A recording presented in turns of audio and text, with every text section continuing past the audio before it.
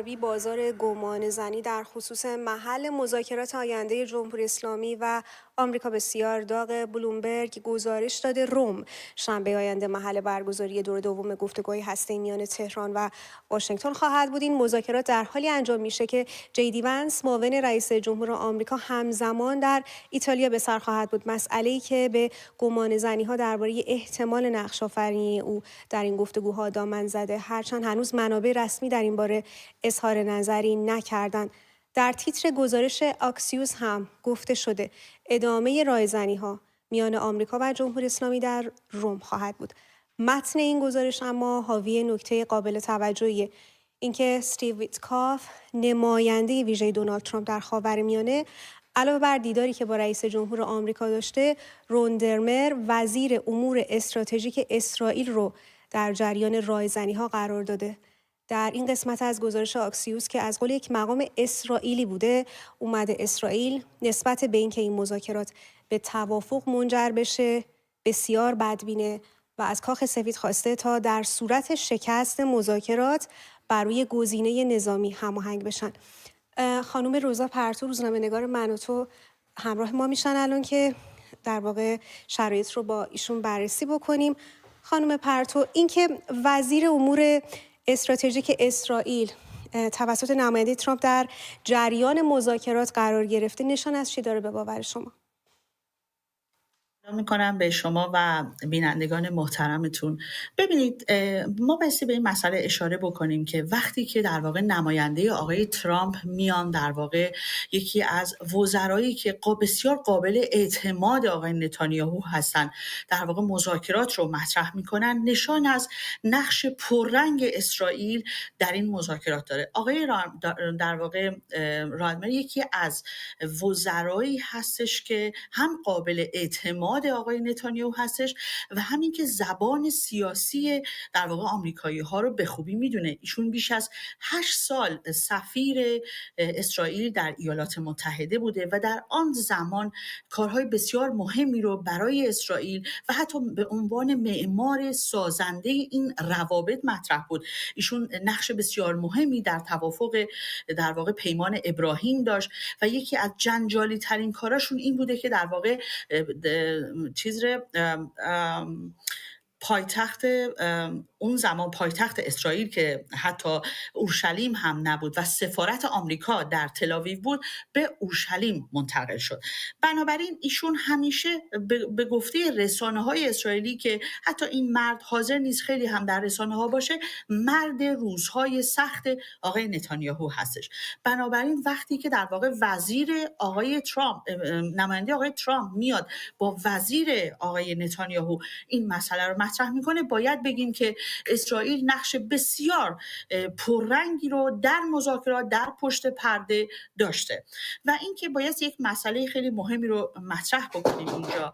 نقش در واقع گفتگوی اونها بحث فقط صرفاً هسته‌ای نبوده، گفتگوهای دیگری بوده. نقش در واقع ایران در منطقه بوده که این نقش، این در واقع مطالب رو ما میتونیم بهش بپردازیم. بله خانم پرتو، در گزارش آکسیوس که نکته دیگه هم هست که جلب نظر میکنه که اسرائیل نسبت به مذاکرات بسیار بدبینه و خواستش رو در خصوص گزینه نظامی تکرار کرده در صورتی که مذاکرات ناموفق باشه.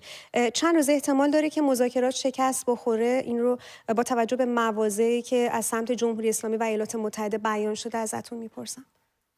بله، ببینید، اسرائیلی ها همیشه در هر زمان همیشه یک شانس و یا بایستی بگم یک نگاه بدبینانه‌ای هم دارن. اصلا یک جمله معروف هست در میان دولت مردان اسرائیلی که میگن اگر دنیا نخواد در واقع کارهای جمهوری اسلامی رو بفهمه، ما اونها رو میفهمونیم و همیشه معتقدن که کاری که ما باید انجام بدیم در راستای امنیت ملی کشور ماست، حتی اگر بدون چراغ سبز ایالات متحده باشه. بنابراین درسته که روابط اسرائیل و ایالات متحده در دوره ترامپ مخصوصا روابط بسیار قوی هستش، اما اسرائیلی‌ها همیشه یک جایی رو در واقع برای گمان زنی در واقع قرار میدن.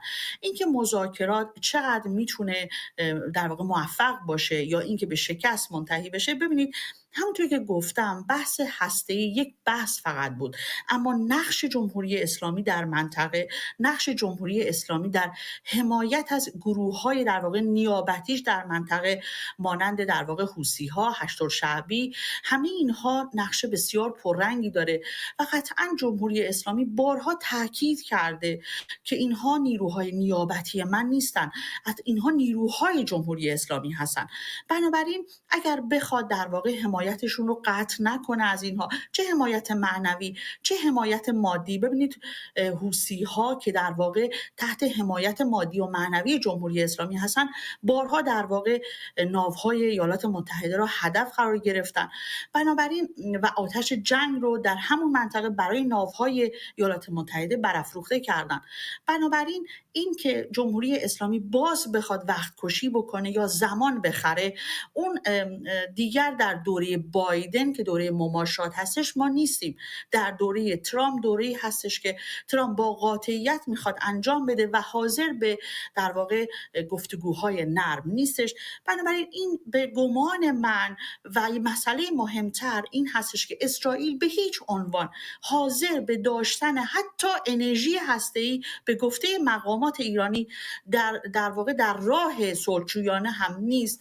بنابراین جمهوری اسلامی هم هدفش این نیست که بخواد در واقع دست بکشه به گفته خودش ما در ساخت بمب اتم نیستیم، صلح‌جویانه است، اما اسرائیلی ها میگن آنها چند قدم بیشتر به ساخت بمب اتم در واقع نموندن. خب این هم یک نگاه دیگری است و همه اینها به یک چالش بزرگی خواهد رسید که قطعاً ایالات متحده و مخصوصاً در پشت پرده اون که اسرائیل قرار داره این مذاکرات در واقع به تحلیل من به شکست می انجامد. و البته ما باید ببینیم در هفته آتی در روز شنبه که دوباره مقامات جمهوری اسلامی دیدار دارن با مقامات ایالات متحده چه گفتگوهایی خواهند داشت، اما نقش اسرائیل نقش بسیار پررنگی هستش، با وجود اینکه در واقع ما حتی گفتیم یکی از نمایندگانی که در اونجا حضور داشتن ایشون یکی از در واقع نماینده صهیونیستی بایستی بگم که طرفدار سرسخت